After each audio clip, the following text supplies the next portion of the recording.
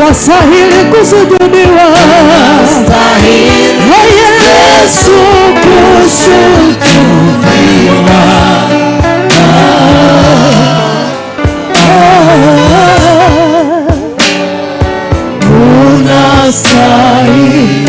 Unastahili, wastahili Bwana wangu, unastahili Yesu kuabudiwa, wastahili kuinuliwa, unastahili Yesu kuinuliwa, unastahili kusujudiwa, unastahili Yesu kusujudiwa.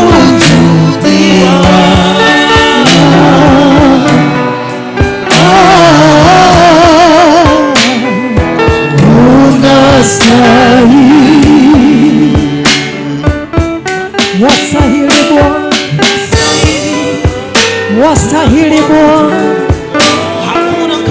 wastahili Bwana, wastahili Bwana, wastahili Yesu, wastahili Bwana, wastahili Yesu, heshima na utukufu na haki.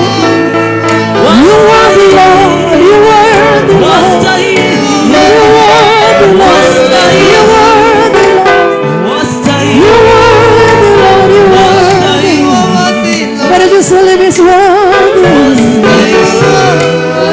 Wastahili. Thank you Lord. Wastahili Yesu. Sasa ukainua mikono yako. Mwadhimishe Bwana kwa maneno yako mwenyewe. Mwabudu Bwana kwa maneno yako mwenyewe. Mwambie unastahili kuinuliwa, mwambie unastahili kusujudiwa. Unastahili Bwana. Hakuna Mungu mwingine kama wewe. Unastahili. Hakuna kama wewe.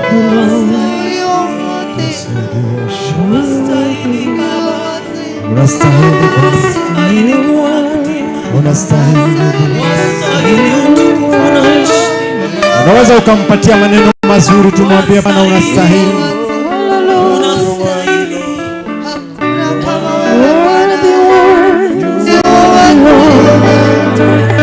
There is none like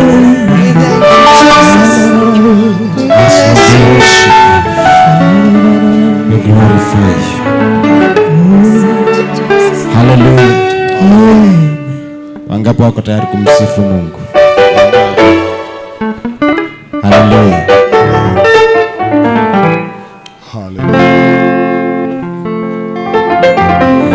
Hallelujah. Hebu salimia jirani yako, mwambie karibu tena katika ibada. Karibu tena katika ibada.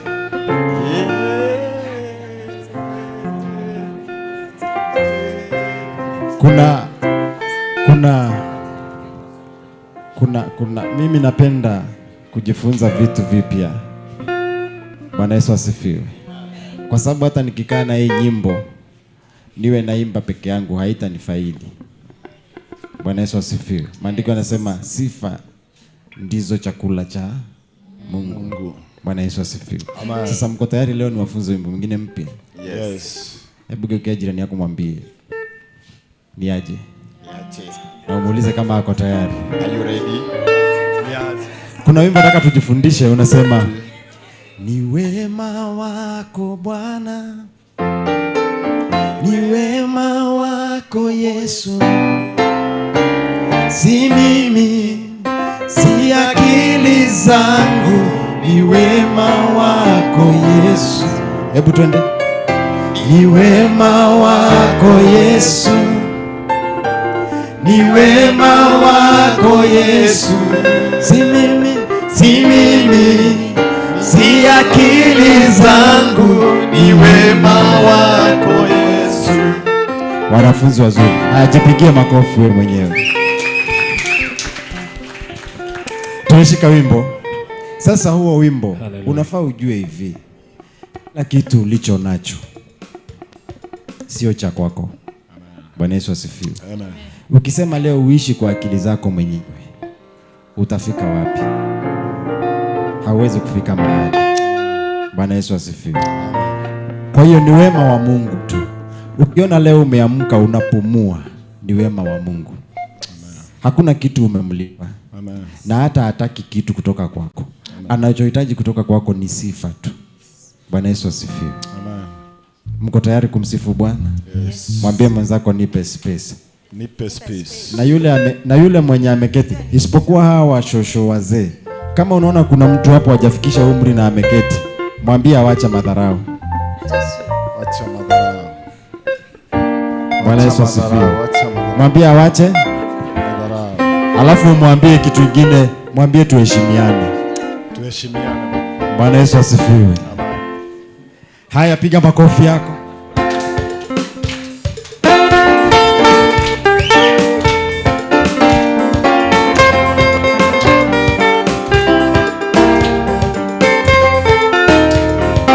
Makofi kwa Yesu.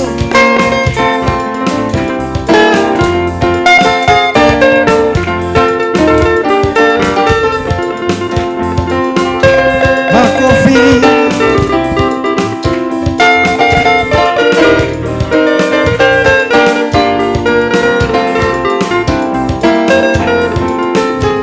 Ni wema wako Yesu, ni wema wako Yesu, si mimi, si akili zangu, ni wema wako Baba, ni wema wako Yesu wangu, ni wema wako Baba yangu, si mimi, si akili zangu, ni wema wako Baba.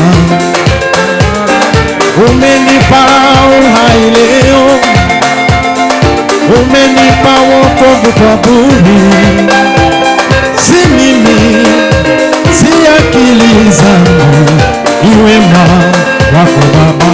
Imani wema wako Yesu, ni wema wako Yesu, si mimi, si mimi, si mimi, si akili zangu, ni wema wako Yesu.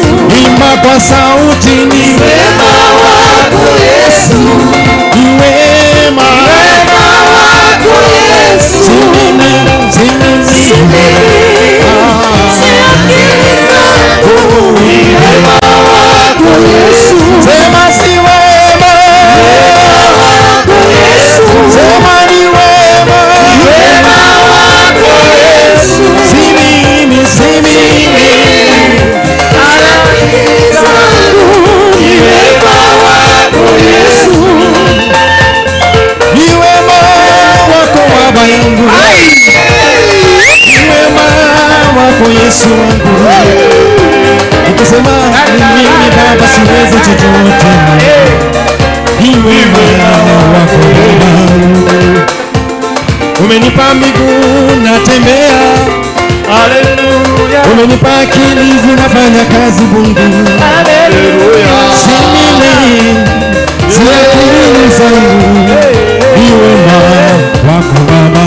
Sema ni wema wako Yesu, ni wema wako Yesu, si mimi, si mimi, si akili zangu, ni wema wako Yesu. Sema ni wema wako Yesu, sema ni wema wako Yesu, si mimi, si akili zangu, ni wema wako Yesu. Vigelegele,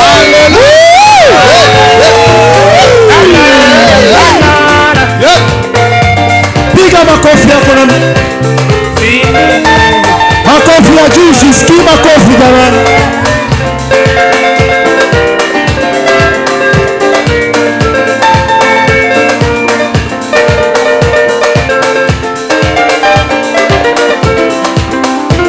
Inua moyo wangu ili mimi nizungumze nawe. Inua moyo wangu Baba ili mimi nizungumze nawe. Inua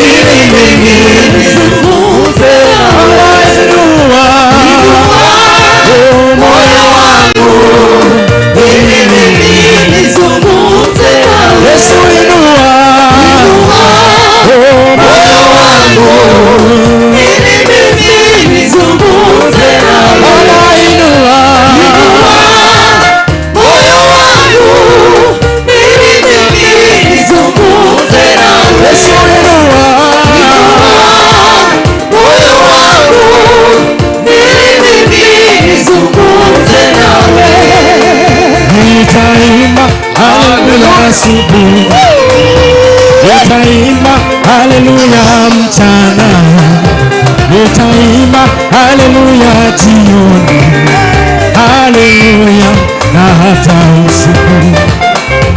Nitaimba haleluya asubuhi, nitaimba haleluya mchana, nitaimba haleluya jioni, haleluya na hata nitaimba haleluya,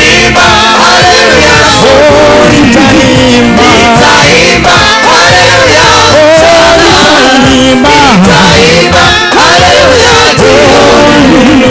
haleluya na hata nitaimba haleluya, nitaimba haleluya, kucheza nitaimba haleluya, haleluya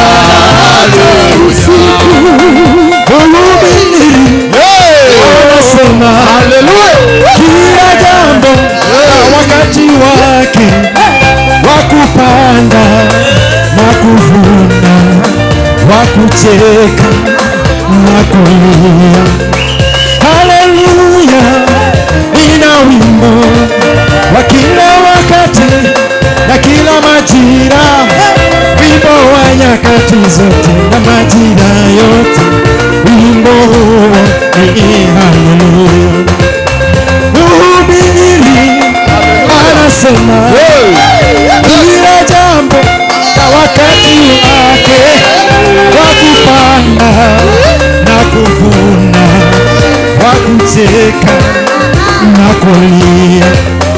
Haleluya, wimbo wa kila wakati na kila majira, wimbo wa nyakati zote na majira yote, wimbo ni haleluya. Nitaimba haleluya, nitaimba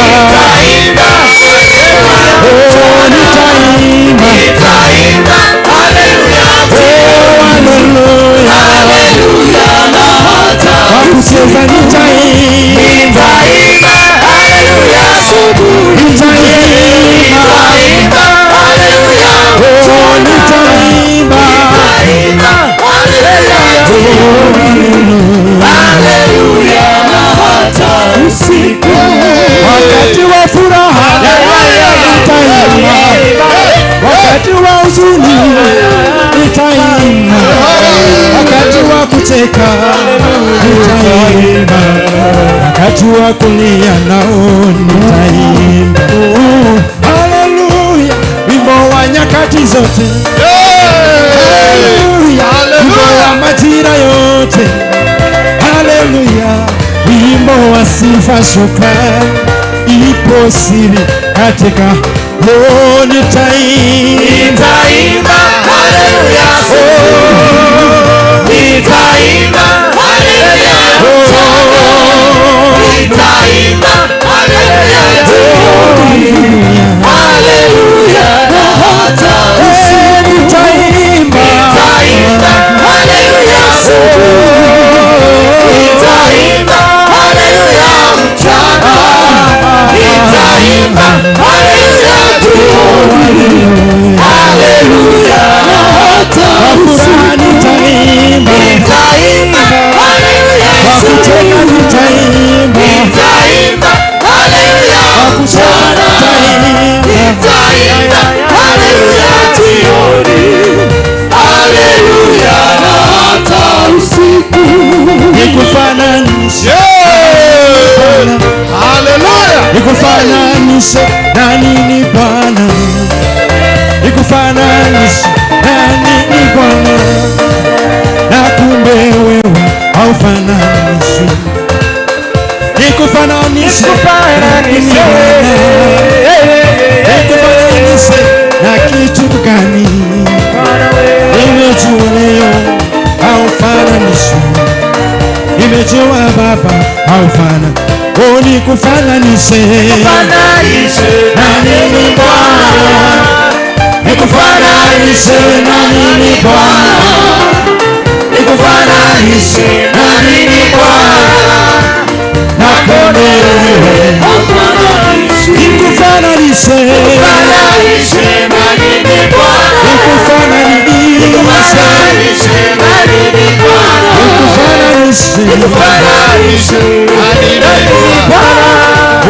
na wewe hafananishwi, nikufananishe na nani dunia, falme wako hafananishwi, nikufananishe na mali yangu, nimejua wewe haufananishwi, nikufananishe na watoto wangu, watoto niwe umenipa mimi, hata nikisema nikufananishe sipati picha ya kufana, nikufananishe na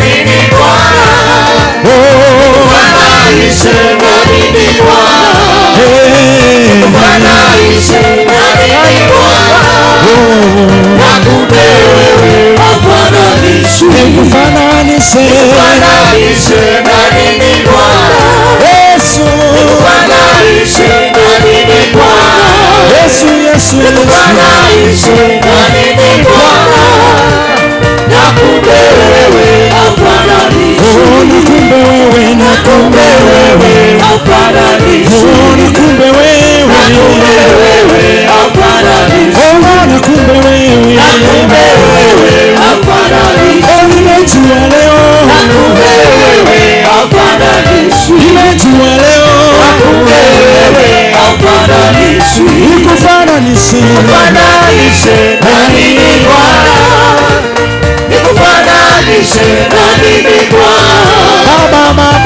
nikufananishe na nini Bwana, nakupe wewe hafananishwi, nakupe wewe hafananishwi, nakupe wewe hafananishwi, nakupe wewe hafananishwi.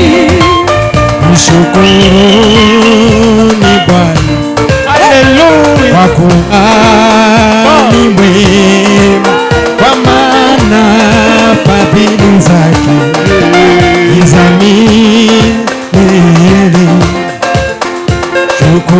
Shukuruni Bwana, kwa kuwa ni mwema, kwa maana fadhili zake ni za milele. Shukuruni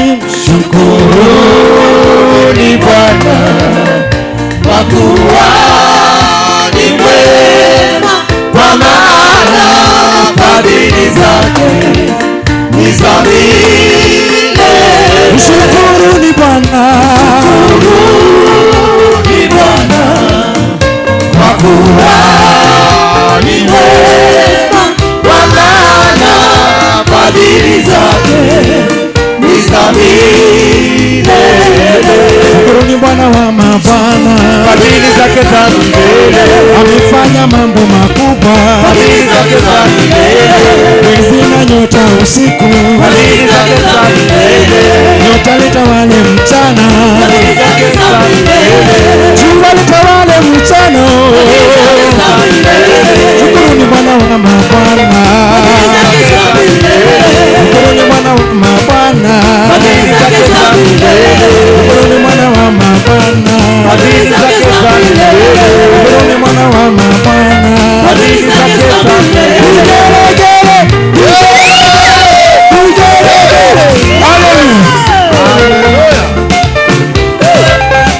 Yesu asifiwe, Yesu asifiwe, Yesu asifiwe, Yesu asifiwe, Yesu asifiwe, Yesu asifiwe.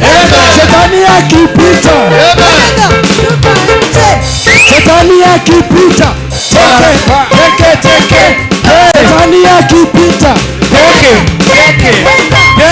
Yesu asifiwe, Yesu asifiwe, Yesu asifiwe, Yesu asifiwe. Vigelegele,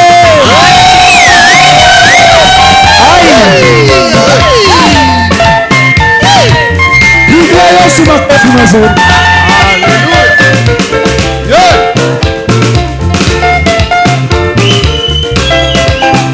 Tuna Kongo sasa. Ekelekele. Zalua moyo. Ekelekele. Zalua moyo. Ekelekele. Zalua moyo. Timbalelo timba tilo baluse bana bitu. Zalua moyo. Timbalelo timba tilo baluse bana bitu. Zalua moyo. Timbalelo timba tilo baluse bana bitu. Zalua moyo. Ekelekele. Zalua moyo. Ekelekele. Zalua moyo. Ekelekele. Zalua moyo. Ekelekele. Zalua moyo. Ekelekele. Zalua moyo. Ekelekele. Zalua moyo. Ekelekele. Zalua moyo. Ekelekele. Zalua moyo. Yesu wa baraka. Wa baraka. Wa baraka. Yesu wa baraka. Wa baraka. Wa baraka. Yesu wa amani. Wa amani. Wa amani. Yesu wa upendo. Wa upendo. Wa upendo. Yesu wa baraka. Wa baraka. Wa baraka. Yesu wa baraka. Wa baraka. Wa baraka. Vigelege.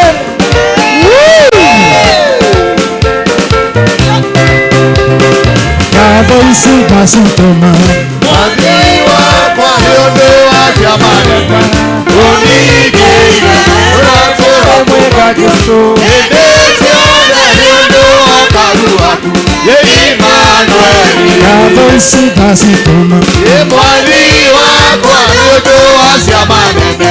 Unigire unatora kumagio. Edesi ona yodo akaruaku. Emmanueli. Amokera mokeresi. Ikanasia kwa kumani nide wakwa. Nikuonete wimwena wimwena Yesu. Yabara nile mungu dinarosio. Ikinyotene. Amokera mokeresi. Ikanasia kwa kumani nide wakwa. Nikuonete wimwena wimwena Yesu. Yabara nile mungu dinarosio. Ikinyotene. Amokera mokeresi. Ikanosia kwa kumoni nine wako. Ine kuonete imwana imwana Yesu. Yabara yale umude na nosio. Inyatene. Amokera mokeresi. Ikanosia kwa kumoni nine wako. Ine kuonete imwana imwana Yesu. Yabara yale umude na nosio. Inyatene. Amokera mokeresi. Kadosha kwa kumoni nine wakwa. Nekuonete wimwana wimwana Yesu. Yabara yale umude na nosio.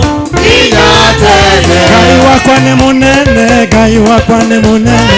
Gai wakwa ni munene. Gai wakwa ni gai. Gai wakwa ni munene.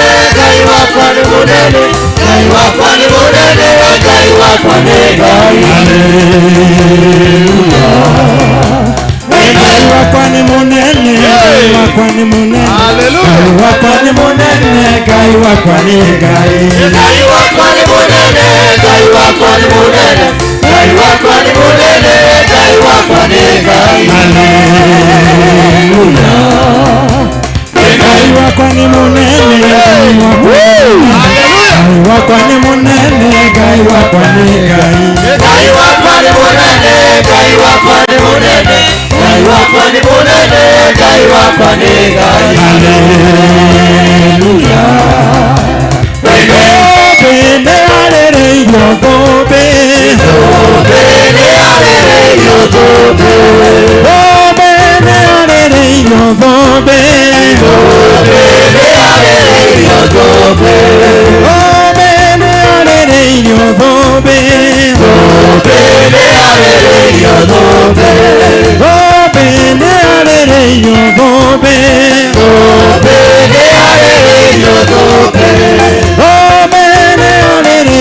dhobe.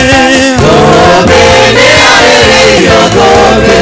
Dhobe ni arĩrĩirio dhobe. Dhobe ni arĩrĩirio dhobe.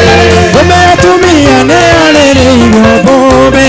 Dhobe ni arĩrĩirio dhobe. Dhobe anake ni arĩrĩirio dhobe. Dhobe ni arĩrĩirio dhobe. Dhobe ni arĩrĩirio dhobe. Dhobe ni arĩrĩirio dhobe.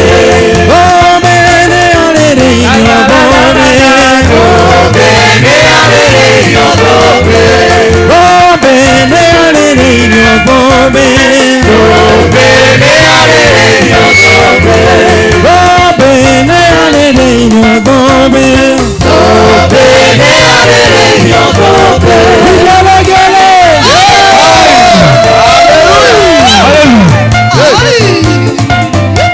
Gayo wa kiroho ndimwendete. Gayo wa kiroho ndimwendete. Gayo wa kiroho ndimwendete. Ndimwendete mũno ndinono yakwa kamwĩra. Gayo wa kiroho ndimwendete. Gayo wa kiroho ndimwendete. Gayo wa kiroho ndimwendete. Ndimwendete mũno ndinono yakwa kamwĩra. Nikio ngũmũrũgĩra nĩ kũmwenda. Nikio ngũmũrũgĩra nĩ kũmwenda. Nikio ngũmũrũgĩra nĩ kũmwenda. Ndimwendete mũno ndinono yakwa kamwĩra. nikio ngũmwambararia nĩ kũmwenda. Nikio ngũmwambararia nĩ kũmwenda. Nikio ngũmwambararia nĩ kũmwenda. Ndimwendete mũno ndinono yakwa kamwĩra. Gayo wa kiroho ndimwendete. Gayo wa kiroho ndimwendete. Gayo wa kiroho ndimwendete. Ndimwendete mũno ndinono yakwa kamwĩra. Gayo wa kiroho nĩ mũthaka. Gayo wa kiroho nĩ mũthaka. Gayo wa kiroho nĩ mũthaka. Ndimwendete mũno ndinono yakwa kamwĩra. Gayo wa kiroho nĩ kĩhoti. Gayo wa kiroho nĩ kĩhoti. Gayo wa kiroho nĩ kĩhoti. Ndimwendete mũno ndinono yakwa kamwĩra. Gayo wa kiroho nĩ mwega. Gayo wa kiroho nĩ mwega. Gayo wa kiroho nĩ mwega. Ndimwendete mũno ndinono yakwa kamwĩra. Gayo nĩ mwega. Gayo nĩ mwega. Gayo nĩ mwega. Gayo nĩ mwega. Gayo nĩ mwega. Gayo nĩ mwega. Gayo nĩ mwega. Gayo nĩ mwega. Gayo nĩ mwega. Gayo nĩ mwega. Gayo nĩ mwega. Gayo nĩ mwega. Gayo nĩ mwega. Gayo nĩ mwega. Gayo nĩ mwega. Gayo nĩ mwega. Gayo nĩ kĩhoti. Gayo nĩ mwega. Gayo nĩ mwega. Gayo nĩ mwega. Gayo nĩ mwega. Gayo nĩ mwega. Gayo nĩ mwega. Gayo nĩ mwega. Gayo nĩ mwega. Gayo nĩ mwega. Gayo nĩ mwega. Gayo nĩ mwega. Ndĩinagĩra Ngai wakwa. Ndĩinagĩra Ngai wakwa. Ndĩinagĩra Ngai wakwa. Matukũ makwa mothe. Ndĩinagĩra Ngai wakwa. Ndĩinagĩra Ngai wakwa. Ndĩinagĩra Ngai wakwa. Matukũ makwa mothe. Ngai wakwa nĩ mũnene. Ngai wakwa nĩ mũnene. Ngai wakwa nĩ mũnene. Matukũ makwa mothe. Ngai wakwa nĩ kĩhoti. Ngai wakwa nĩ kĩhoti. Ngai wakwa nĩ kĩhoti. Matukũ makwa mothe. Twende, twende, twende. Twende na maisha moja.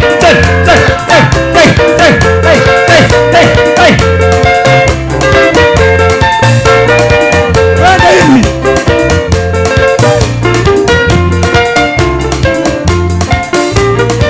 Kila mtu. Twende namna hii.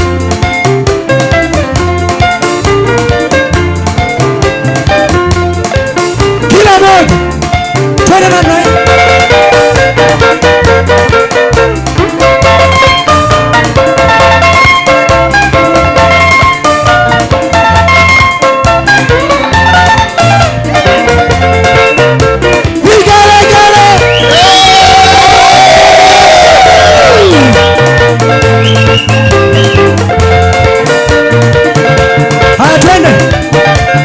Soldier in the army, I'm a soldier in the army, I'm a soldier in the army, I'm a soldier in the army, I'm a soldier in the army, I'm a soldier in the army, I'm a soldier in the army, I'm a soldier in the army, if I die let me die, if I die let me die, if I die let me die, I'm a soldier in the army of the Lord. I'm a soldier In the army, I'm a soldier in the army, I'm a soldier in the army, I'm a soldier in the army of the Lord. I'm a soldier In the army, I'm a soldier in the army, I'm a soldier in the army,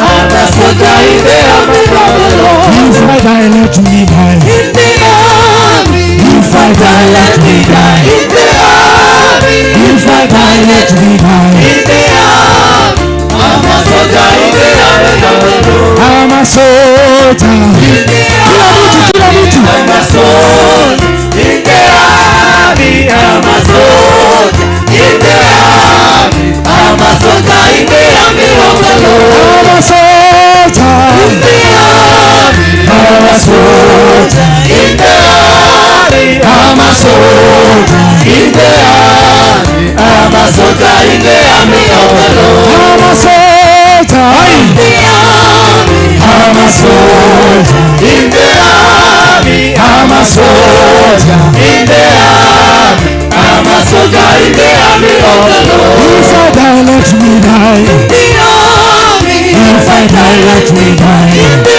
army, If I die, let me die. in the army, I'm a soldier in the army of the Lord. I'm a soldier. In the army, I'm a soldier. In the army, I'm a soldier. In the army, I'm a soldier in the army of the Lord. Kila mtu weka saluti namna hii, alafu kanyage chini vizuri.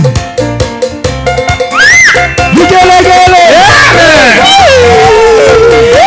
Haya Wakamba, twende sasa. Ninakwatie ngai wakwa, ninakwatie tata. Ninakwatie ngai wakwa, ninakwatie tata. Ninakwatie ngai wakwa, ninakwatie tata. Ninakwatie ngai wakwa, ninakwatie tata. Ninakwatie ngai wakwa, ninakwatie tata. Ninakwatie ngai wakwa, ninakwatie tata. Ninakwatie ngai wakwa, ninakwatie musume. Ninakwatie ngai wakwa, ninakwatie tata. Tata tata. Tata tata. Tata tata. Tata tata. Tata tata. Tata tata. Tata tata. Tata tata. Hata kawaya. Hata kawaya. Hata kawaya. Hata kawaya. Thank you Father. Tunakushukuru, tunasema asante Baba. Upendo wako wa ajabu umekuwa nao nasi. Tumekuona tangu asubuhi hadi sasa, tunaendelea kuona mkono wako wa ajabu. Nakuomba ukaweze kunielekeza zaidi katika mafundisho ya jioni, nikaweze kuwafundisha watoto wako kile tu unachotaka kiwakafundishwe. In Jesus name, somebody say amen. Pigia Yesu makofi. Umwambie leo ni leo, msema kesho ni mwongo. Bwana Yesu asifiwe sana. Sijui drum hii ilitokea wapi. Wewe kuja yule mwambie wa balance iko na drum nyingi. balance vizuri. Mpe balance vizuri. Ama atoe hizi monitors. Bwana Yesu asifiwe sana. Mmoja mmefundishwa sana, si ndio? Mumeelewa mengi sana, si ndio? Na unasikia kubarikiwa ama mjabarikiwa? Ama bado mnatafuta Mungu? Mmefundishwa kutafuta Mungu. Mmefundishwa kujua jinsi ya kwenda mbele za Mungu. Si ndio? Chiaredi hakuwa amefika. Alikuwa bado amelala. Ulienda online lakini haikuwa na sauti. Ulikuwa nasikia? Haikuwa na sauti lakini alikuwa nasikia. Walikuwa nasema nini? Ilikuwa on and off. Walikuwa nataka, hawakuwa nataka waboi asikike. Lakini tulifaulu. Sasa umefungua gani? Nataka tusome gani leo? Ngoja yangu. Nani anajua nataka tusome nini? After now we have learned how to plead your case. Everybody understood that. Can we repeat? Do we repeat on that or we move forward? Do I make it much stronger or we move? Yeah? Much stronger, inua mkono juu. We move, inua mkono juu. Inua mkono juu. We move forward, we move to another topic. Much stronger. Sasa mnanirudisha nyuma. We, baba, mwambie afadhali atoe hizi monitor niepakishie zile za nini. Kuna kitu alifanya makosa hapo. Basi tuende kwa hiyo much stronger. Wacha nione kama spirit itanirekebisha kurudi huko, maana nilikuwa nimemove to another topic. Wambui amewafundisha vizuri. Kamekuwa vizuri. Kwa hivyo mnataka kumaanisha nini? Tumulete hapa. Akuje hapa. Mtanigongea mtoto? Acha tuongee na wachawi. Wachawi mtanigongea mtoto? Wachawi mtanigongea mtoto? Wachawi mtanigongea mtoto? Yes or no? Sema yes or no. Wachawi mtanigongea mtoto? Matigialia. Wameenda home. Wachawi wote wameenda home.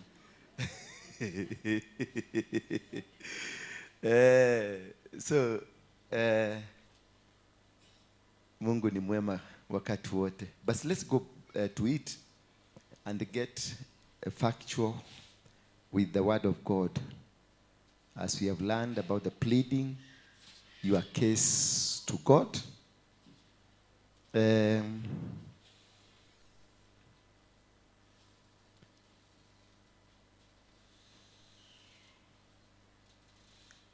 As I was studying, I discovered, as I said earlier, that there are some battles we find ourselves fighting. If you look at them, they are not of our level. Yani, kuna vita mpaka unashindwa, why me? Have you ever been in a situation that you ask, why me? Why all these things are happening to me? At the age ambao utaona unashindwa, hizi vita zinafaa kupigana na watu wakubwa.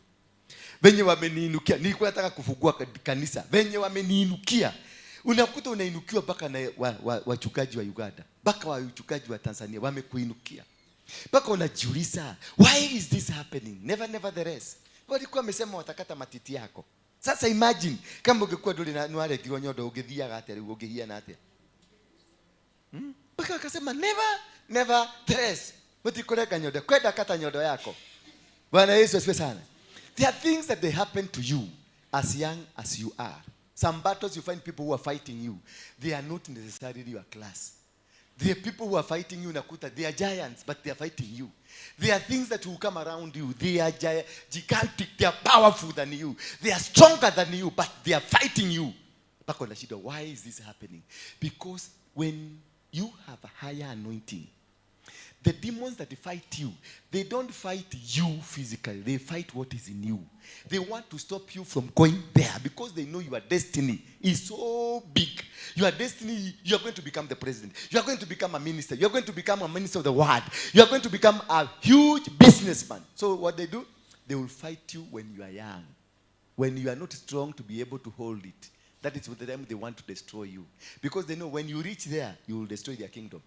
Bwana Yesu asifiwe sana. That is why sometimes unakuta kuna vita vimekuinukia ambavyo hata wewe vinakushangaza. Why are these things happening to me? Why did they do this? Why did they decide hivi kwa nini? But it is because of the destiny ambayo iko ndani yako. It is because of the good plans that God has in for you. It is because of the arrangement God has created. So they know the patterns of your success. They know how God is going to elevate you. How God is going to make you become successful. That is why they are hitting you before you become that person. But because you stand with the word of God, no demon, no power, no authority, nothing. Because we don't battle. We don't do battle by flesh, but by what? But by the Spirit of God. In the book of Zechariah 4 verse 6, the Bible says, it is not by power nor by mighty, but by what? By the Spirit of God. We win this battle.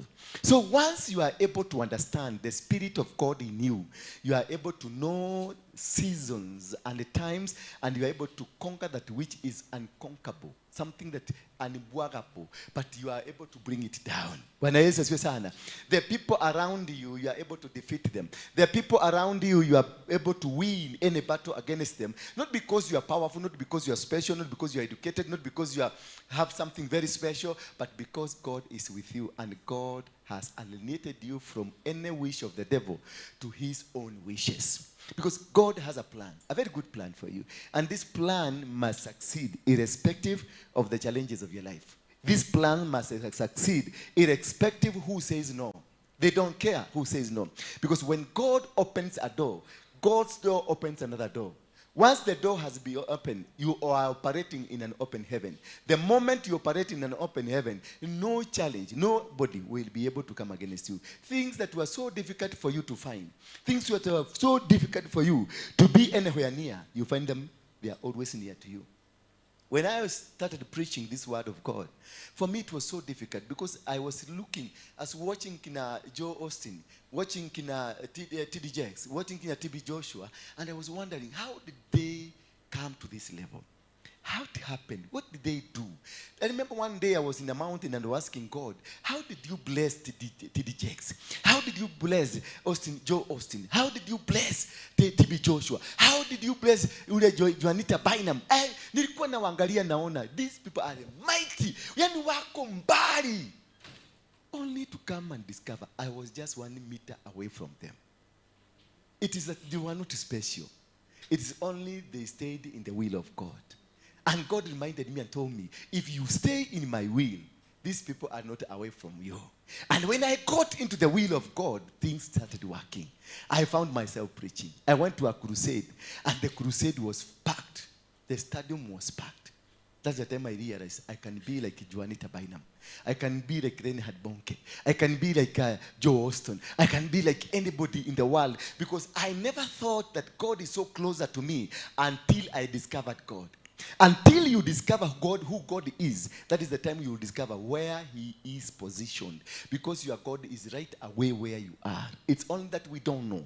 It's only that we don't understand God. Had we known God, had we been able to know where your God is, what is the name of your God, what is the body of your God, what is your God, who is your God, how does he look like? The moment you are able to understand who is your God, you win battles because you don't misbehave. You do according to him because he is your father. And you behave like your father because they say like father, like son, or like daughter. Therefore, when you know you are God, we have an upper hand over anybody else. When Moses realized, I know God, he was not scared of the pharaohs.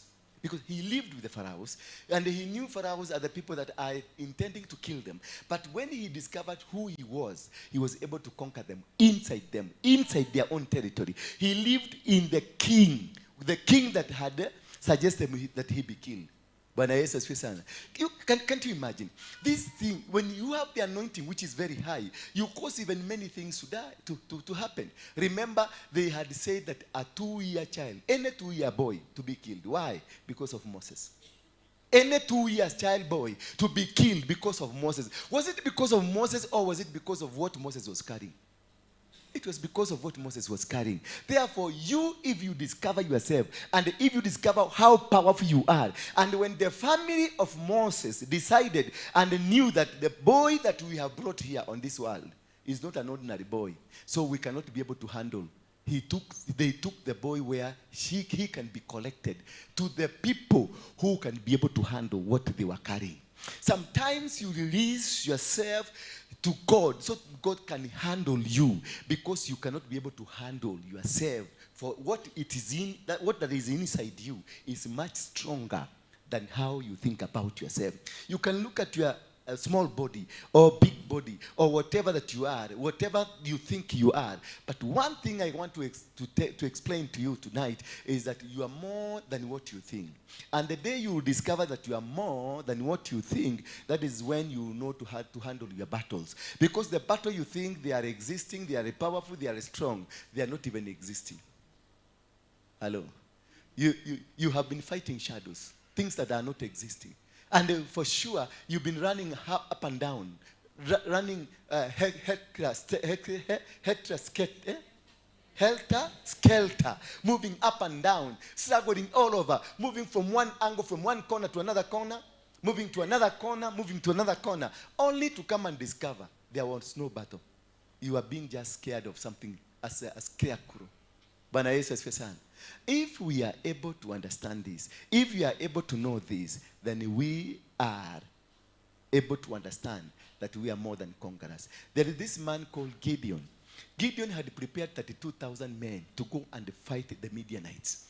As he was preparing to fight the Midianites because God had decided to punish the children of Israel. In the book of Judges chapter number 1, from verse 1, the Bible says, the children of Israel did that which is evil in the sight of God. And therefore God decided to hand them over into the hands of the Midianites for 7 years. So as they were struggling in their life, as they were struggling to do everything possible to do according to what they used to do, they were forced to work in the night. People who conquered easily, people who won battles easily, people who won every field easily. Nobody was could be against them. Nobody could stand the pleasure of what? The children of Israel. But it reached a time they were scared of the Midianites. They were scared of the Amalekites. They were scared of the Girgashites. They were scared of those 7 nations. The 7 nations that were killed, they were destroyed, they were suppressed, they were dispersed by God. But because they did evil in the sight of God, God decided to move away from them. And instead, he handed them over into the hands of the Midianites. The hands of the Midianites were so strong to them because they could not be able to work in the day. They worked in the night. The Midianites would wait until you harvest, they come and take it away. The Midianites will come and do, as you finish your job, they will come and carry everything. And they leave you without anything. Bwana Yesu asifiwe sana. Until such a time that they were able to discover who they were. But they were able only to discover who they were when the angel of God came and appeared to Gideon, and he called Gideon man of valor. Most of us, we are suffering here, but we are men of valor. Most of us, we are suffering here, but you are men who are strong enough to fight any battle, to conquer any battle, because there is no battle. Bwana Yesu asifiwe sana. Gideon had prepared 32,000 people, only to be told by God, this battle will be won by you alone. Only to be told by God that there is no battle. There is nothing. It is your father who is the problem. It is not even the community you are trying to fight. It is not even the people that you intend to go to battle with. Because he was preparing 32,000 people to go and fight the Midianites, to go and fight the Amalekites, to go and fight the Girgashites, to go and fight the Amorites, to go and fight these people that they were so weak in the eyes of God. But they have been given an upper hand over the children of Israel because of the misbehavior of the children of Israel.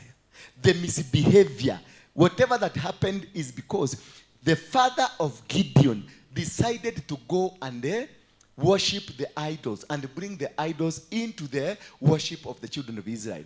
Therefore, God vacated from them. Instead, he led them to be punished. When Gideon was spoken to by the angel of the Lord recognized Gideon as a man of valor. He recognized Gideon as a man to win the battle. Gideon had prepared 32,000 men, only to be told it is you alone. So many of us are preparing battles. Most of us are fighting battles that are not necessarily there. They are not there, but you have been scared by a scarecrow, and then you kept imagining this is a big war. There is no war. Whatever has been a challenge in your life, there is no war.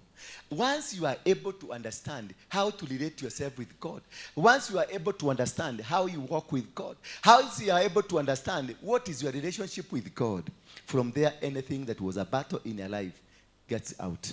Anybody that was fighting you, anybody that was challenging you, anybody that was an obstruction to your life is naturally vanquished away from you, and you stand in a position of glory.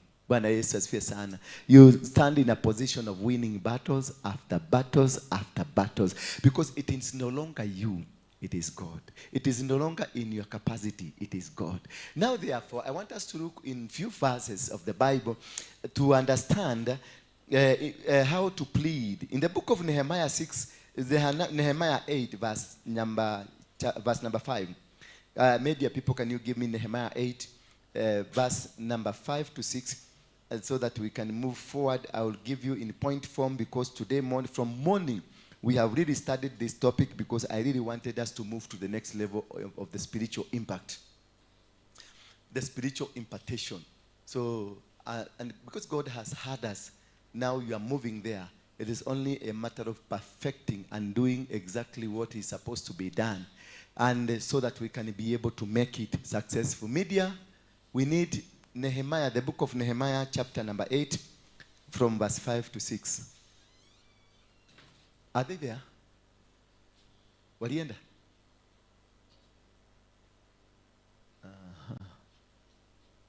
Seems they are not understanding. Can somebody help me? Them there.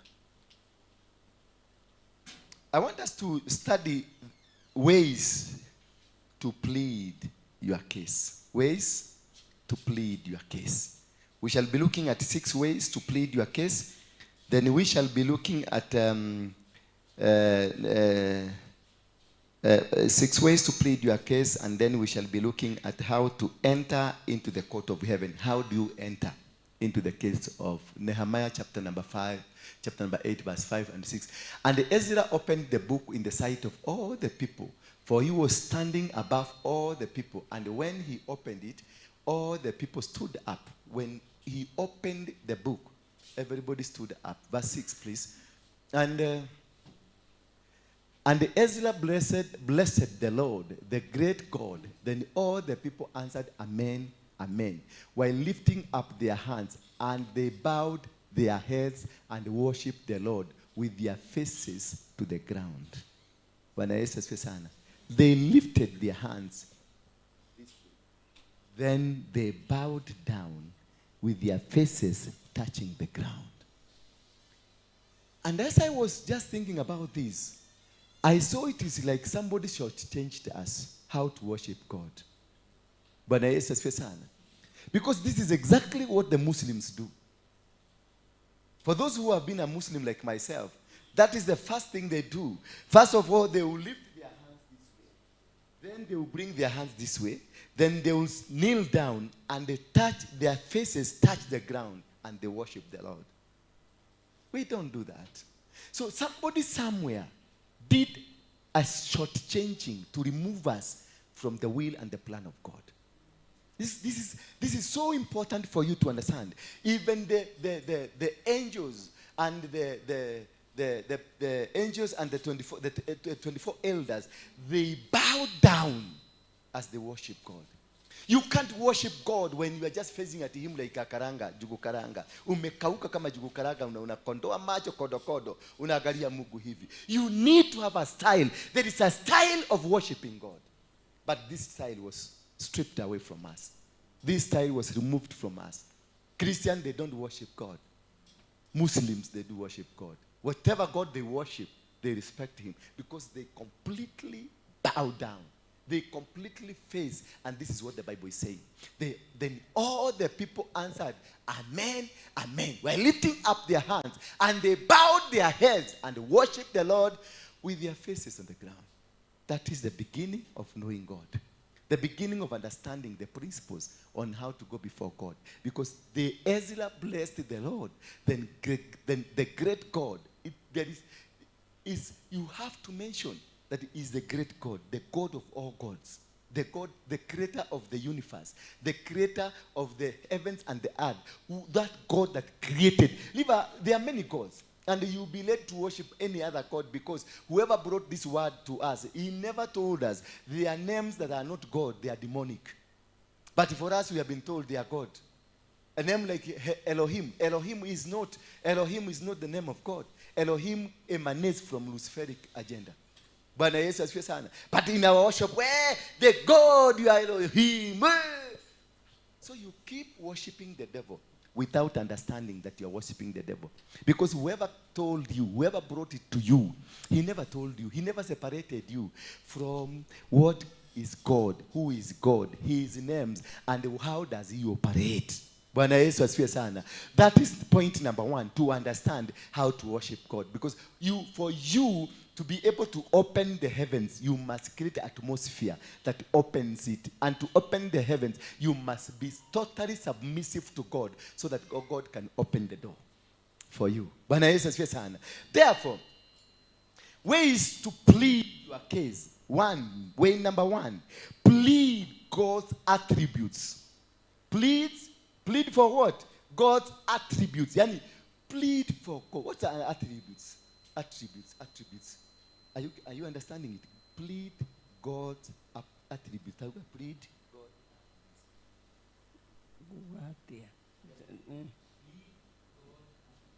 Plead God attribute. Attribute. Can somebody give us from the dictionary attribute? Nini? Quickly, somebody. To ascribe, plead ascription or subscription, or to be assigned to God's purposes. Plead, that's the first thing, that you subscribe to God, that you do and you subject yourself to the plan and to the will of God. You submit in totality into the systems of God. You submit in totality into the will of God. That is point number one, understanding how to get into the will of God. And how do we do this? We have 6 things that we must do, and how you do it. First of all, you must recognize that God is a God of justice. So if you want God to punish somebody, remember God is a God of justice. Because some of us will be praying for others to die. Some of us will be praying for others to be destroyed by God. Some of us will say, utaniona, utajua Mungu yangu, utanijua, niukomenya omothe, niukomenya hoya gaika yoriko. I want to assure you this. God is a God of justice. If he comes because of what you have invited him to come and fight somebody or to come and judge somebody, he will judge you. He will look at you, both of you. If he looks at your sins are much higher than the other one, he will punish you first before he goes to whoever you called for. But he will fight you first because God is a God of justice. He will come and look, what is the bar? Sini zako ni 20. Huyu ambaye umemuitia yake ni 10. So atadili na wewe kwanza, arudi kwa huyu. Sasa uliomba, ulifanya maombi, kitu ifanyike, ikafanyika kwako. Ulifanya maombi, mtu apigwe. Ulifanya watu ambao walikuonea, uliwaombea wapate mabaya, ukakuta mabaya yameanguka kwako. Unapigwa simu unaambiwa mtoto wako amekufa. Alianguka tu hivi na akakufa. Na hiyo ndio maombi ulikuwa umeombea wale wengine. Because when the angels are sent, Michael, when he sent, he comes with justice. So God is a God of justice. To attract God, let God do his will. When you seek God's justice, you ask for the will of God to be done in whatever you are doing. For God wills to be done in whatever move that you are doing. You don't pray against for your enemies. You pray for them to know God. You don't fight them. You don't try to kill them. You don't suppress them. You don't scatter them. You pray for God to come and the will of God be done unto them, so that you can also be judged equally. Because if you ask God to come and punish some people, they might be punished at your account, in your account. And after they are punished, God will come back to you. Bwana Yesu asifiwe sana. That's number 2. As you look at the God's attributes, look at God, the compassionate God. He's a God who is compassionate, God who loves, God who cares, God who sees everybody as you are supposed to see. Number 3, look at the God who is righteous. The God that you are speaking to is a God of righteousness. Now you are pleading. Then look at God as a covenant keeping. The God who keeps covenant. And lastly but not least, look at the God who is merciful. If you look at those are the attributes. Those are things that you have to ascribe to, assign to, because God is a God of mercy. Bwana Yesu asifiwe sana. One thing, because he's a God of mercy, he has mercy for you. Because he's a God of righteousness, he is righteous to you. Because he's a God that keeps covenant, he will keep the covenant. He says, I will never forsake you nor leave you. Bwana Yesu asifiwe sana. Then number 2, way to plead to God. Plead God's relationship with you. One thing, we have looked at the God, we have lifted the God with his attributes. We have said, God, you are God of justice, God of compassion, God of righteousness, God of faithfulness, God of covenant keeping, God of mercy. Iyo ni kwamba kumwabararia. Kwabararia Ngai, ukiambĩrĩria kũhoya Ngai, ũguo nĩguo mũndũ ambagia. Ngai mũnene, Ngai wa tha nyingĩ, Ngai wa kũhingia irekanĩro, Ngai mũthamaki mũnene, we niwe ndoka kũrĩ we, we mũtugi, we wendete maũndũ mothe. You sing praises to God. Those are the attributes. You give attribution to him. You give that honor, the God of honor, God of respect, God of justice, God of faith, God of whatever that, God of mercy. You plead, you musivu. You take, like, if you want to pray for 1 hour, you take 30 minutes. Look at Solomon. When Solomon was asked by God, tell me what you want, he did not go straight to ask what he want. He started by praising God. Alianza kumusifu, Ngai, wewe ni Mungu mkubwa. Yani wewe ni Mungu ulikuwa na baba yangu, hata ukafanikisha baba yangu, hata ukamfanya baba yangu akakuwa kwenye kiti na akafaulu, yani he praised God. To win this, to bring the heart of God closer to you, start by praising him, worshiping him. Worship with his attributes, mambo yake mazuri ambayo anayafanya, kama Mungu wa haki, Mungu wa upendo, Mungu wa maagano. Muinue katika njia zote. Ukimuinua unakuwa umetayarisha the presence ya Mungu inaanza kujitayarisha. Maana Mungu anapenda mtu ambaye anajua kumuinua. Ukimuinua unafungua milango yake na moyo wake wote unafunguka. That is why wakati mwingi alimuita Daudi mtu after his heart. Maana Daudi alijua kubembeleza Mungu. Daudi alifanya makosa pale nje, akakimbia kwa nyumba, akambembeleza Mungu, akamwambia Mungu, wewe ni Mungu mkubwa, Mungu unastahili kuabudiwa, Mungu mwenye mamlaka ya mbingu na dunia. Hakuna Mungu mwingine kama wewe. Wewe unastahili kuabudiwa. Moyo wangu wote wa kuabudu, ninanyenyekea mbele zako. Mungu anaamka kwa kiti. Maana wale ambao hawajafanya makosa hata hawajui kumbembeleza Mungu. Unajua Mungu ni mwanaume, na mwanaume yote anapenda kubembelezwa. Wacheni nyinyi wanawake wa Nyeri na wa Murang'a na wa Kiambu, mnaambiaga mzee chakula iko hapo kwa fridge. Microwave inafanya kazi. Bwana Yesu asifiwe. Ukakutana na mama wengine wana biashara, hawana time yako. Utamkuta mpaka saa 8 usiku akifanya hesabu. Bwana Yesu asifiwe sana. Hallelujah. But when you worship God with your sweet words full of aroma, you lift him from his seat. Unamuinua kutoka kwa kiti chake. Akiinuka tu, Mungu akiinuka kutoka kwa kiti chake, lazima atende kitu. Akiinuka, ukifaulu kuinua Mungu, na utajuaje umemuinua? Utasikia mwili wako umebadilika. Utasikia kuna vitu vinapita. Utasikia nywele zako zimesimama. Utasikia goosebumps zinatembea kwa mwili wako. Maana ashasimama. The presence inakuja inakushika. That's the time now kumwambia. Na usimwambie mambo mingi, mwambie nipatie tu wisdom. Akaomba, Solomon akaomba wisdom. Maana alikuwa anajua vitu hivi vingine vyote ninahitaji tu wisdom ya kujua kufanya biashara. Ninataka wisdom ya kujua kuongoza hawa watu. Unajua kuongoza watu vizuri wanakupatia. Bwana Yesu asifiwe sana. Ukikuwa na watu vizuri, unakaa na watu vizuri, uambie sasa kama wewe nikikuitisha shilingi 1000, si unaweza kunipatia? Si nipatie. Ya ukweli. Kabisa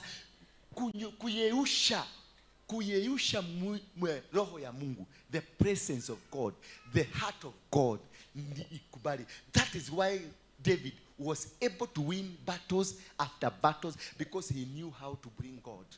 The moment you worship, wachana mambo mingi. God, the Bible says, God knows what you want even before you open your mouth. He knows everything that you want. Just worship him. God is a man. He likes worship. If you worship God with the truth from your heart, you give him glory, the glory that he deserves, that is coming from your heart, God will stand up. And if you make God to stand up, kutoka kwa kiti, anything that you need on earth will be given to you. And that is why we have missed it. Because we don't know how to worship. We make so many noises. You start immediately kuomba, Baba! Najua nakupenda Baba! Sasa huyo Baba unafikiria ni walika yako? Atakwambia niondolee ujinga hapa, ende muondoe hiyo takataka hapo. Utaondolewa. Na hata mimi sipendagi kelele. Ukikuja kwa ofisi yangu na makelele mingi, hutaki niongee, na umekuja kwa ofisi yangu, umekuja nikuambie, na wewe umeanza kuniambia story. Na unaonaka nachukua simu yangu na kuondokea. Because wewe umeleta ujinga. Si ndio? Si ndio Shareti? Umeleta ujinga, na hiyo ujinga si utaki. Hivyo ndivyo Mungu anakaaga. Bwana Yesu asifiwe sana.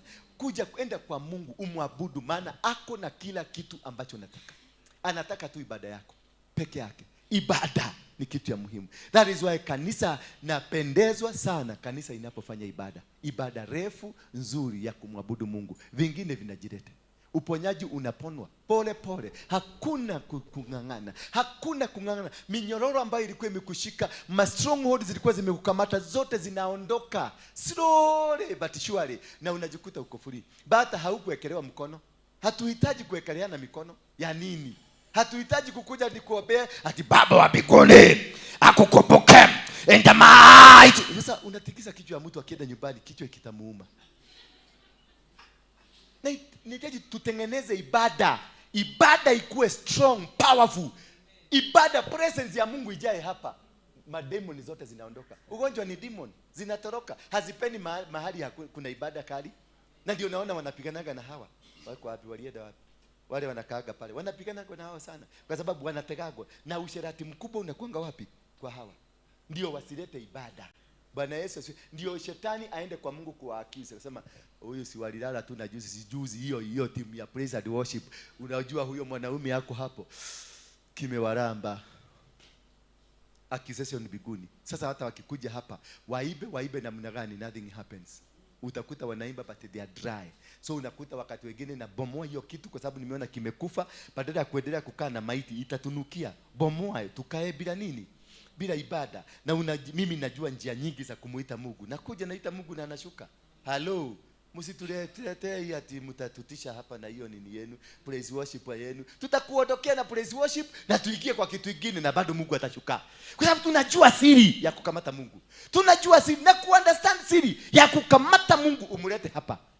Hakuna kitu utashindwa. Hakuna kitu kitakulemea. Utaendesha ni kama mko watu 1,000,000. Bwana Yesu asifiwe sana. Wakati kimeumana hapa, wakati kimeniramba, kwa sababu kuna wakati kinakuoka kimeniramba, watu wote wananigeuka. Watu wote unaona wale niliambia wakue kwenye kazi ya Mungu hapa, unakuta wote wameniwacha. Ninawachwa kwa mataa. Ninaendaka tu kwa Mungu, namwambia Mungu, kazi hii ni yako, si yangu. Hawa watu ulikuwa umeniletea si wangu, ni wako. Wewe ndio uliwatuma. Na sasa kwa sababu wameenda, niambie unataka nifanye nini? Maana si nilikwambia mimi sina akili timamu. Si unajua mimi nilikuwa navuta bangi. Si unajua mimi nilikuwa mkora. Si unajua mimi nilikuwa mtu hajielewi. Nilikuwa mogeke. Nilikuwa navuta tobako ya mapua. Mungu sijui venye ya kuendesha hii kitu. Watu ulinipatia. Sijui kuwaongoza. Nisaidie tu, nipatie tu hekima, niwaongoze. Maana sitaki watu wakufe. Angalia, wakikufa watu wote wakikufa, si utasikia vibaya. Si hao watu wakikuabudu unasikiaga vizuri. Sio watu wakiiba sifa si unasikiaga vizuri. Imagine sasa wamekufa wote. Utasikiaje? Mungu anakuambia I'll never forsake you nor leave you. Anateremka na njia nyingine. Anatuma Gabriel na Michael, nendeni msoti hiyo problem mara moja. Maana nimemweka into his promises. Nimemweka, nimemfix, nimempiga kabari, nimemweka hapi. Kuna wakati unaweka Mungu hapa, unampiga kabari, unamweka hapa. Unamkumbusha, you said you never forsake me nor leave me. Unakumbuka? We said hata kama nitaingia kwenye the valley of death, you will still make me survive. Unakumbuka Mungu? Si unajua kama mimi ni mtoto wako? If you remind God the promises, he will still come. He will still and lift you up and fight the battle for you. Bwana Yesu asifiwe sana. And that is a secret of understanding any winning. That is why people who are successful, they know how to relate with God. They don't make noises. My prayers nyingi za noises. They don't go to Katoroni. They don't go to heaven gate. They know only to plead, to talk to God in a manner that you bring God on the table. If you are able to bring God on the table, hiyo story mingi wacha kwenda Katoroni, wacha kwenda heaven's gate. Nenda heaven's gate ukalale tu useme Mungu asante. Bwana Yesu asifiwe. Lakini sio kwenda pleading. Even if you go to Katoroni na haujui how to bring God closer to the table, it is the zero work. Utaenda huko utachoka, utarudi kuwa annoyed. Utakuta nyumba yako imefugwa. Bwana Yesu asifiwe sana. Utakuta watoto wako ambaye mpaka mwenye alikuwa amelipiwa school fees, atakuwa kompyuta ilisahau kuandika jina yake, amefukuzwa. Because ulienda kuchokosa nyuki ambayo hauelewi. Bwana Yesu asifiwe sana. Understand. Kulete huyu Mungu karibu na wewe, kumuinua na alafu inua relationship yako na yeye. Talk to God based on your relationship. Sasa wewe, sasa umemaliza kuimba mazuri yake. Sasa jiulize na wewe, what is my relationship? Dege dhariae kana dege shaitani. What kind of a relationship do I have with God? Now, hiyo relationship yako uko nayo na Mungu, muagushie, mwekelee kwa table. Hiyo ndio kakadire namba 2 ile unaagusha kwa table. Unamwambia Mungu, isiwe ni rafiki yako kama Enoch venye alikuwa rafiki yako, kama Abraham venye alikuwa rafiki yako. Si unajua wewe ni rafiki yangu kama Joshua, kama venye mlitembea, because matendo yako yanazungumuza, yananena kule kwake, yanasikika. Matendo yako yanasikika. Hata kifungua kitabu, angalia mtu anaitwa Ayubu. Ayubu mitendo yake, shetani alienda kustaki Ayubu. Kitabu kikafunguliwa. Kukapatikana Ayubu hana hata kachembe. Ako na mahusiano mazuri na Mungu. Mahusiano yako yanajua kujenga ibada. Mahusiano yako ni ibada kamili ambayo inavutia Mungu. Mahusiano yako ni ibada ambayo inashawishi mapenzi ya Mungu yanakuja juu yako. Matendo yako ni ibada ambayo inafanya Mungu afungue mlango wake, maana unanuka vizuri. Bwana Yesu asifiwe. Unapokuwa na matendo mazuri, uko na aroma, ile taste, ile harufu nzuri, aroma iliyo na mvutio. Naye Mungu anapenda hiyo taste ambayo iliyo na mvutio. Aroma, feeling, any feeling ama do you feel the taste? Perfume tunafeel ama tunafanya nini? Una smell. Nauni yake ni nini? Ngeli yake ni ngeli ya kwikwi. Bwana Yesu asifiwe sana. Kwa hiyo inua matendo yako, yafanye matendo yako yakuwe rahisi kuwa na mahusiano na Mungu. Whatever that you do, let it please God. Your character, let it please God. Your behavior, let it please God. You are sounding, whatever that is around you, you have been given some job to do for God. Do it diligently so that matendo yale yanasifika, yanakubalika. Unapopeleka kitu chochote mbele za Mungu, kinakubalika mara moja, maana historia yako inakusimamia. Hezekia wakati aliambiwa anaenda kukufa, akaambiwa atayarisha familia yake ni kuondoka, anaondoka. Yeye alienda kwa ukuta, akainamisha kichwa chake, akasujudu, kisha akamwambia, kumbuka kitu kimoja nimewahi kukifanya. Kukafunguliwa kitabu, kikaangaliwa matendo, kukapatikana matendo yake ni mengi sana. Isaia akaambiwa, rudi kule ukamwambia Hezekia nimemuongezea siku zake kwa sababu ya matendo. Matendo yako yako namna gani? What is your relationship with God? How do you relate with God? How do you work with God? How do you do? Akikupatia kazi yake, unaifanyaje? Akikupatia kitu, akikutuma mahali, how do you respond? How do you work with God? Once you know how to work with God, you have good relationship, it means that you are a conqueror. In the book of Isaiah 43, verse number 26. Isaiah 43, verse number 26. Talk to God based on your relationship as your helper, as your redeemer, as your father. Plead to him. Talk to him. Talk to God as your helper. Isaiah 43, verse 26. God is your helper. Talk to him as a helper. When you are speaking to God, speak to God from the point of weakness. That I am not capable. Solomon spoke to God from the point of being weak. Then speak to God from the point of him as a redeemer. And also, thirdly, speak to God from the point of him being your father. Put me in the remembrance. Let us contend together. State your case that you may be acquitted. Bwana Yesu asifiwe sana. Listen again. Put me in the remembrance. Remembrance, it is your story to be remembered. It is your story to be reviewed. How and what you have been doing. What is your character? Then they say, let us contend together. Kuja tuzungumze pamoja. Kuja tusemesane. State your case. Kuja uniambie kesi yako. God is inviting you to his case. He is inviting you, telling, come state your case that you may be acquitted. Ndio uachiliwe. Kuja tusemesane. Ndivyo Biblia inasema. Njoo. Kwa hivyo Mungu amefungua mlango wa kukuita njoo tusemesane. Ndio na ulete shida zako zote kwangu. Ndio mashtaka yaliyoletwa mbele yako yakaondolewe. Bwana Yesu asifiwe sana. Now that is the time you speak to God as a redeemer. You speak to God as a helper. You speak to God as a father. Once you speak to God as a redeemer, he's gonna redeem you. If you speak to God as a helper, he's gonna help you. If you speak to God as a father, he's gonna treat you like a son. Bwana Yesu asifiwe sana. And when God decides to treat you as a son, he conquers every battle in your life. Therefore, number 3, plead the word of God, or the word of promises. Plead the word and the promises of God. Plead the word and the promises of God. If you plead the word, that whatever ambao unafanya katika maisha yako, you connect with the word of God. Anything that you do, quote the verse, quote the Bible, quote the word of God. And that's why the Bible says meditate. Bwana Yesu asifiwe sana. We don't think the word of God, we meditate the word of God. If you see people, somebody anakwambia ninafikiria neno hili, that is person is confused. We meditate. We tunatafakari. Na katika kutafakari, hauwezi kutafakari ukipiga makelele.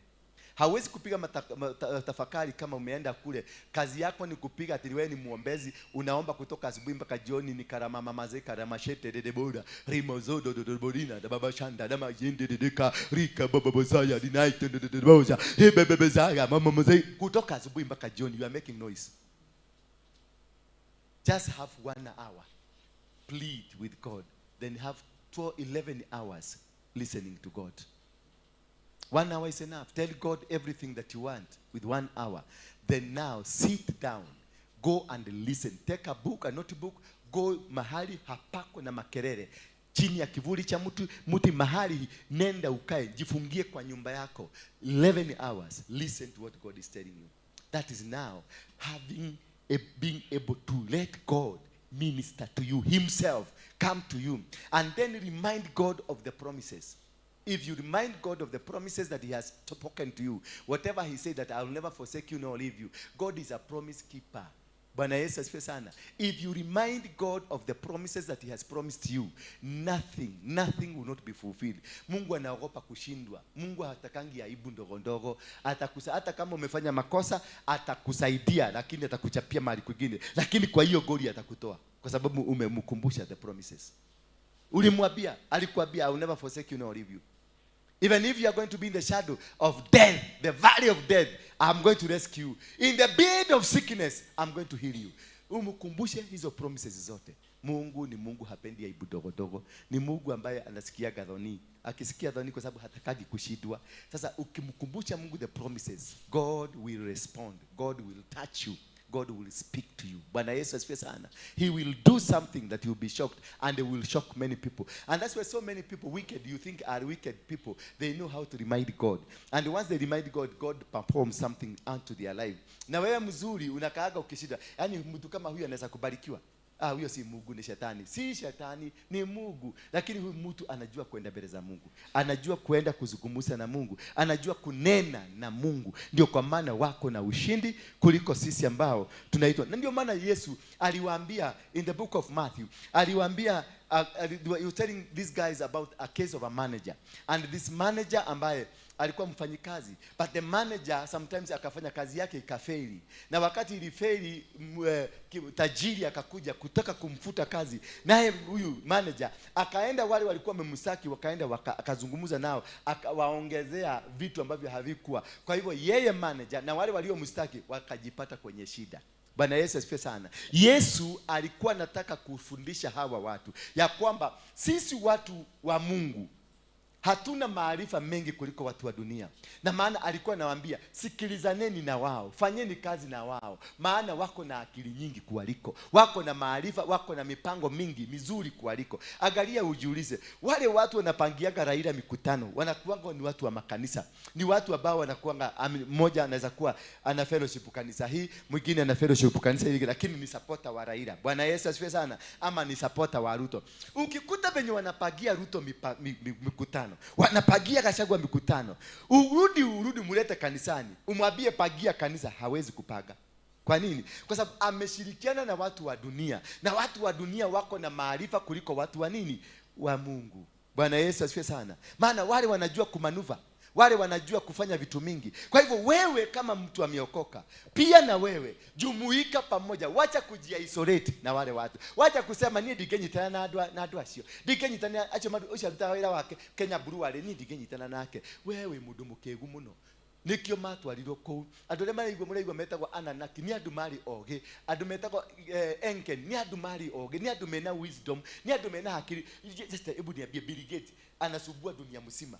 Mtu mmoja anasumbua dunia mzima. Ni kwa nini anasumbua dunia mzima? Umewahi kusikia ile kanisa Bill Gates anaendaga? Haendagi kanisa. Lakini amesumbua Kenya, tunashinda tukiongea Bill Gates. Ukienda Uganda wanaongea Bill Gates. Ukienda South Africa wanaongea Bill Gates. Ukienda America wanaongea Bill Gates. Kwa nini? Kwa sababu ako na akili mingi ambayo si ya kawaida. Sasa ukishikana na huyo mtu, unajua anafanya maovu, lakini shikana na yeye, chukua akili yake, itumie kama maarifa ya Mungu. Tungekuwa bali. Kama tungekuwa tunapanga makrusedi venye watu wa dunia wanapangaga, wale watu wa Raila wanapanga crusade, wanapanga kitu kinakaa mzuri, mkutano unatakaswa vizuri, unajaa kiwaja. Lakini sisi tunasema Mungu atakuja. Mungu gani atakuja? Atakuja kwa ng'ombe za watu? Atakuja kwa sisi watu ambao hatufikiri. Bwana Yesu asifiwe. Hatujui kutumia pesa, hatujui kutangaza kwa redio. Tunasema Mungu atawera waga ile ate niyo limosha dikiweda. Mimi niko na maarifa ya watu wa dunia, nimefanya na watu wa dunia. Ama nafikiria Mogeke ilikuwa nini? Mimi ndio nilifanya Uhuru akuwe popular, lakini mimi nimeshindwa kujifanya popular. Sasa unashindwa wadili yake. Mimi ndio nilileta Uhuru wakati nilikatoa Gatodo tukiwa na Moi na mtu mwingine anaitwa Hato, tukaambia twende tumchukue huko, tukamlete, tukampeleka pale Thika Christina Garden. Hapo ndio tulifanya mkutano ya kwanza. Na mkutano ilivuma mpaka saa hii. Hakujaifanyika mkutano mwingine kama hiyo. Sasa mimi napagaka crusade. Crusade imenishida. Na mimi nilikuwa napagia Uhuru mkutano hapa, mikutano 6. Ako na chopa. Tumepaga Nyahururu, Molo, tumepaga Nairobi, tumepada inazunguka kote na inafaulu. Mpaka unakuja unaambia congratulations. Mimi sasa kago kamoja inachukuaga mwezi 8 kupaka crusade moja. Na hiyo tulikuwa tunafaga kila siku. Kesho kuna zingine 3, kesho kuto kuna zingine 3, kesho hiyo nyingine, kwa sababu wale watu wanajua kutumia resources zao. Sasa nikiwaambia tunaenda crusade hapa, mnahama kanisa. Sasa itabidi niende kwa wao niwaambie nisaidieni na pesa. Sasa wakaniuliza unaenda kufanya nini? Naenda kumhubiri Yesu. Huyu jamaa hapendi Yesu, pesa yake ni ya huko, anaweka pesa mfuko na ananiambia niko kuhorera adimu. Lakini wakati wa mkutano yake anakuambia weko monene toka na ihenya haha Serena, unakuta amewekelea milioni yake moja. Maana wanajua kutumia vitu za dunia. And that is why we are failed. Biashara inafanywa na hawa watu wa shetani, hawa watu waabudu wa shetani. Wanafanya biashara zao zina succeed. Nyinyi wa Kristo na mko na Yesu. Kabiashara hata kakuuza madizi. Madizi imekaukia hapo. Yaani imeoza mpaka ikakauka ikakaa hivi. Madizi peke yake. Na wewe ni mtu wa kwenda biguni. Unadhi biguni gani? Kufanya nini biguni na hata umeshindwa na maisha hapa duniani? Aturadhi biguni weka atia. Na ginya marigo domenyete kwendia. Shafashi kuruga shafashi kuruga shafashi taige shiruga kwa nero ndashika kana ciumete ugo yari ikia kuhia ina ogo tari mundu radi Olympics choke ujire maundu macio ati wahikia mutumia muhonoku mundu wendete Jesu wacoka akora shafashi ria araruga ciraguo uguo ukaigua tari ngirathi yatuka ta ukona ne shafashi ukona ciathi kona na kona cithiete uguo. Bwana Yesu asifiwe sana. Ati ni mutumia muhonoku ure tika mohiketi ucio muhonoku akurugira gacabaci kare onuroguo kore koguo gakonoka that in layers. Yes, at the man shall not live by bread alone. Avana hiyo doa acha ikae, hiyo doa acha ikae. Bwana Yesu asifiwe sana. So when we plead the word and the promises of God, in the book of 1 King, chapter number 8, verse number 49, 1 King, chapter number 8, verse number 49, quickly, media quickly, twende haraka, wacheni kuzuba.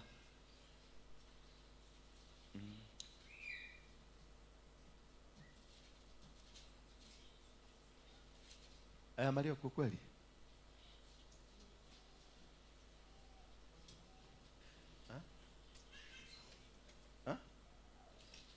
Wamelala. Aise. Simuamuke.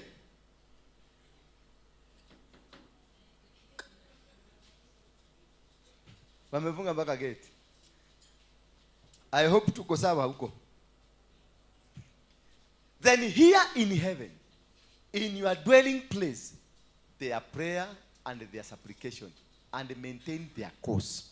It is a prayer request that we are requesting to God that He hears us in His dwelling place, that He hear our prayer and our supplication and maintain us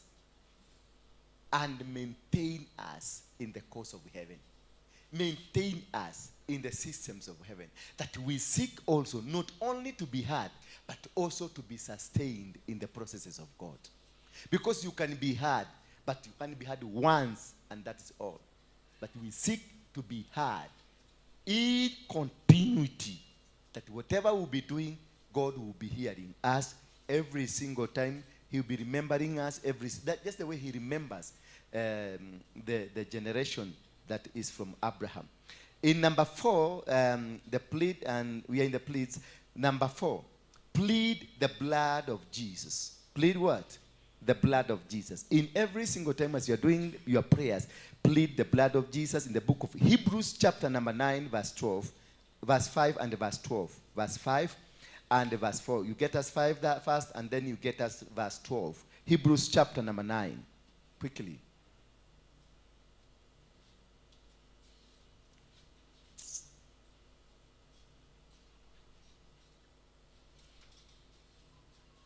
Verse 5.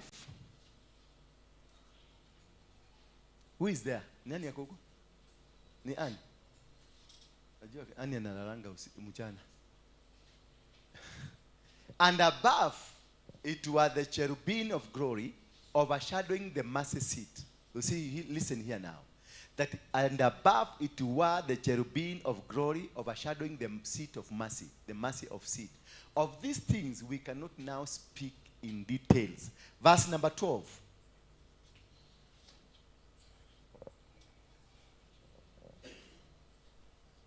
Verse number 12.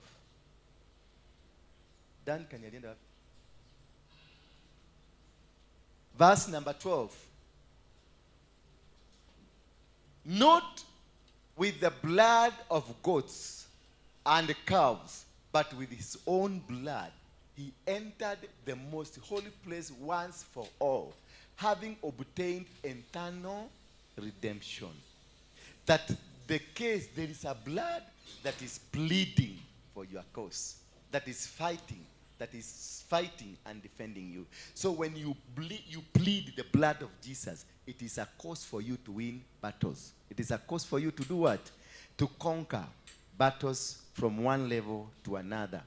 Number 5, plead the sorrow and the needs of the people. Plead the sorrow. When we have these old men, wakati tuko na hawa mama tunakuaga nao hapa, it is a case of pleading to God. Bwana Yesu asifiwe sana. The reason I do here, I have these old people, it is a case of pleading because of their sorrow, because of their challenges, because of the problems. And you talk to God, you tell God, remember these people. And as a result of God remembering, He will hear you. As He hears you, He helps them as He delivers you. Bwana Yesu asifiwe sana. When you assist that mtu, kusaidia ule mtu ambaye hajiwezi, unaposaidia mtu ambaye ako na matatizo fulani, you are pleading your case in the court of heaven. When the time comes, in the book of Psalms 41, when the time comes for when you have a challenge in your life, God will redeem you, will fight for you, will win battles for you. Bwana Yesu asifiwe sana. And then we go to number 6. Plead the past. And the past, your past. Plead about your past in prayers. Plead about your past. You may have heard, like now Hezekiah, alimwambia Mungu, kumbuka kakitu kamoja ambako nimewahi kufanya. That alone, God remember him. At that alone, God caused him to be added 15 more years. So when you are pleading, when you are seeking God, huyu Mungu anajua kukusaidia. Unamkumbusha kuna vitu ambavyo unakuwa una uwezo wa kumkumbusha, na katika hizo vitu kuna kitu kinafanyika katika maisha yako. Kuna kitu kinabadilika. So those people who know how to plead their cases in the court of heavens, they win battles easily. They conquer mountains. They are able to win whatever they are supposed to be done. Therefore, it is always good to change that version. Wakati huyu mama anaitwa Hana, alijua to plead her case to heaven. Akamwambia Mungu, nipatie mtoto, na huyo mtoto nitamrudisha kwenye madhabahu yako. That was enough pleading. God had that, and immediately when God had that, this man is going to come back and he will be serving me. God was there and able to do it. Now I want us to go quickly on how do you enter into the court of heaven. What is the process of entering? Ni njia gani ambayo huitumika katika kuingia kwenye mahakama ya mbinguni? Let us look at the book of Isaiah 41 verse number 21. Isaiah 41 verse number 21. How do you enter into the court of heaven? Pray and ask the court to convene in the name of Jesus. Hallelujah. Bwana Yesu asifiwe sana. There is, you pray, unaomba, asking for the court to be convened. For the court, una summon the heavens to open a chapter, a file for you. Unaomba maombi ya kuambia Mungu, nataka mfungue, nataka nisikilizwe, naomba kusikilizwa. Mungu naye atasummon wale kila kitu ambacho ni husika kwenye mahakama ndio uweze kusikilizwa. Kwa hivyo una uwezo wa kufanya mahakama ifunguke. Una uwezo wa kufanya chochote ambacho kingezuilika kisiweze kuzuilika, maana una uwezo wa kuingia kwenye hekaya za Mungu, na katika zile hekaya unafungulisha mlango. Bwana Yesu asifiwe sana. Nilisema Isaiah 41 verse 21. Watu watoke hapo ama watusaidie.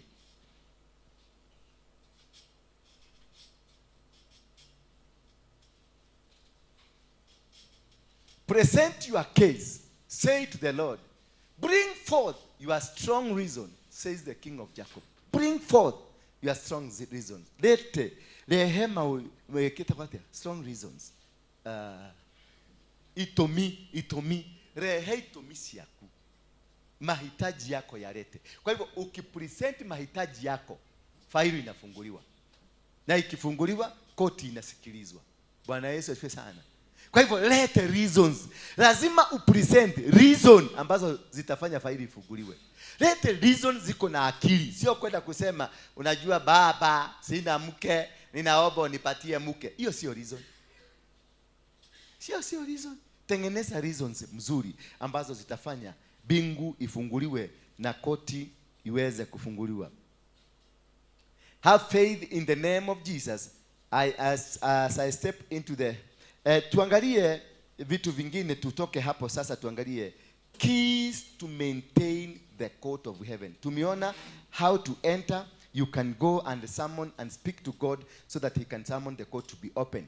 Now let us look at the key to maintain the court of heaven. The key to maintain the court of heaven. Number 1, have right motivation. Kila wakati kuwa na akili mzuri. Wacha kufikiria kupiga yule mwingine. Wacha kufikiria kuchimba yule mwingine. Wacha kufikiria kuwa matendo yako, akili zako na matendo yako yanaweza kuambatanika na njia za kiungu. Namba 2, be a prayerful. Wakati wa kuomba tumesoma jinsi ya kuomba na jinsi ya kuingia katika hekaya za Mungu. Namba 3, devotion to God. Devote your life to God. Mungu kama amekupatia ka opportunity kadogo, kafanye ni kama unakufa kesho. If God gives you a chance, kama sasa hapa kanisani, if God permits and gives you a chance hata ya kufagia hapa, ifanye ni kama kesho utakufa. Ifanye vizuri kabisa, because hiyo ndio inatengeneza kiwanja chako cha kukubalika. Maana Mungu pia anaangalia, how are you devoted to my work? How are you devoted to what I gave you? Umefanyaje kazi yangu unaifanyaje? Kwa hivyo hata yeye atapata wakati wa kusimama na wewe. Number 4, purity of heart. Moyo wako uko aje? Kuna watu wanakuaga na moyo unakaa ni kama maubwa zinakaaga huko ndani, manyau zinakaaga huko ndani, mapaka na chura zinakaaga huko ndani. Gikoroke hiana kia nyau idungihota kumenya ni giake. Bwana Yesu asifiwe sana. People who hate just people, you just hate anybody just like that. You ask kwa nini unamchukia, hana reason. Jigwa ni demona agaiwa utaheka. And then you think you can go to the court of heaven and be heard. You can never be heard. Your heart, if your heart is not pure, God will never hear you. Make your heart be pure so that you can accommodate purity of God in you. The moment you accommodate the purity of God in you, you succeed in every move that God do. And lastly but not least, have a passion for God's kingdom. Hallelujah. Have a passion for what? For God's kingdom. The moment you have a passion to do the will of God, to do the work of God, I'm assuring you, every move that you do in life, anything that you do will succeed without further ado. Hallelujah. If you come diligently, unaamuka, reason yako in the kingdom. Reason yako, it is the serving God. Reason yako is doing this the will of God. Reason yako is being the presence of God. Reason yako ni kutumika. Reason yako ni, yani reason yangu yote, from morning to the sleeping time, ni Mungu, the kingdom of heaven. The kingdom will recognize you automatically. Itakukumbuka tu na itakujua na itakufanyia maneno yote ambayo unastahili kuwa nayo. And also walk in submission to the sovereign spirit of God. Walk in the submission to the sovereign spirit of God. The book of Galatians 5. Galatians chapter number 5 verse number 16. Galatians chapter number 5 verse 16. Walk by the Spirit and you will not carry out the desires of the flesh. Walk by the Spirit. Every time, wherever you go, walk by the Spirit. I say then walk in the Spirit and you shall not fulfill the lust of the flesh. If you walk in the Spirit always, you win against any battles of the flesh. Anything that they try to do alongside you, when they try to push on you, you'll win it, you'll conquer it. Therefore, ukishinda nguvu, the flesh, uishinde. Or because of the Spirit, you win every battle in your life. You conquer every move in your life. And you will not miss anything. Bwana Yesu asifiwe sana. I hope that is enough for you for tonight, because that is enough. Hallelujah. That's enough food for you. That's enough food for your thought. And that's enough food for you to go and digest. Museme amen. Amen. Thank you. Are you blessed? The 10 school fees. Hii ni mafundisho. Hii ni mafundisho. This is not preaching. I was not preaching. I was teaching. I am a teacher. Let up school fees. Wale watu wa simu wananionyesha simu wametuma. Ama kesho Sunday nyingine ukuje na mzazi. Agapi walipeleka mzazi fake? Kwa shule mimi niliwahi kupeleka. Nikachapo. Nilipeleka mzazi fake. Kumbe mzazi alikuwa shapigwa simu amekufika. Sasa kwenda huko naenda naambia headmaster nimeleta mzazi. Mzazi kumbe amefugiwa kwa ofisi ya headmaster. Nikiwa sasa hapa nikaita mzazi wangu akakuja. Sasa wakati mzazi huyu ni fake nimeleta, naye mzazi wangu halisi akaambiwa kuja. Nikaulizwa huyu ni nani? Sasa nikatamania dunia ipasuke, ikakataa kupasuka. Yule ambaye nilikuwa naleta kama mzazi akatoka bio. Nilikuwa nimefukuzwa shule. Nikaambiwa niende nilete mzazi. Sasa kwa sababu singetaka baba yangu akuje, maana atakuja kunichapa mbele ya watoto wengine. Nikalipa mtu mwingine hapa kuja asimame kama mzazi. Nilikuwa nimefanya tabia mbaya.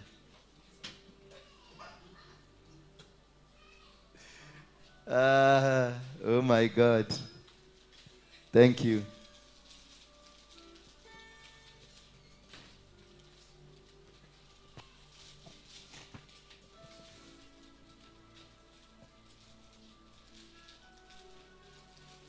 Thank you.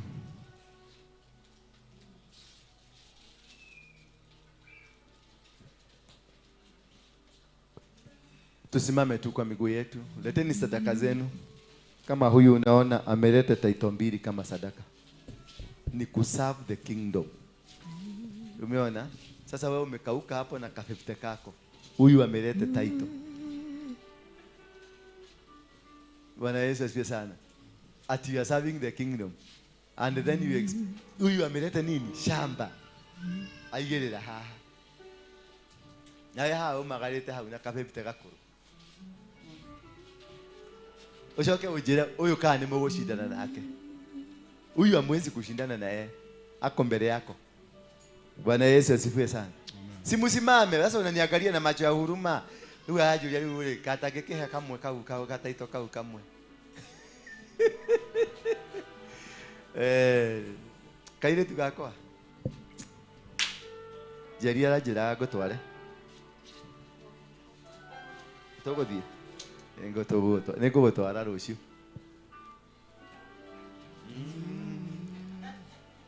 We, hamuleti sadaka? School fees. Kama ngeke wekera sabi tong yong. Ni majirie korehe. Wede. Wede. Thank you. Thank you. Yes. Hallelujah. Na unatoroka sana. Ni kwa nini? Nitorora no. Nitorora no. Unanyita kigo gyako. Nitorora no. Jadia na makinya. Jako jadia na thimu. Kama uende nasi. Sasa mrembo. Hatutaki kutoka hapa, hatuwezi peke yetu, enda nasi. Tutavua.